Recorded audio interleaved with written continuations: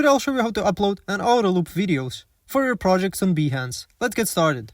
Log into your Behance account as an administrator. From your dashboard, click on your profile icon in the top right corner and select Behance Profile. To create a new project, choose Add a Video. However, to auto-loop a video on Behance, you'll need to use the Embed feature and third-party platforms like Vimeo. Head over to Vimeo and log into your account. Upload your video by choosing Upload Files from Computer or your Vimeo asset library. Once uploaded, go to the video's advanced settings.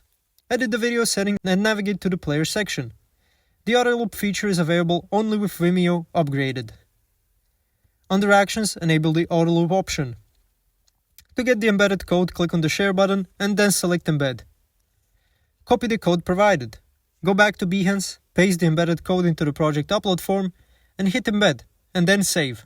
Thanks for watching. If this video was helpful, please like and subscribe to our channel for more tips and tutorials. See you next time.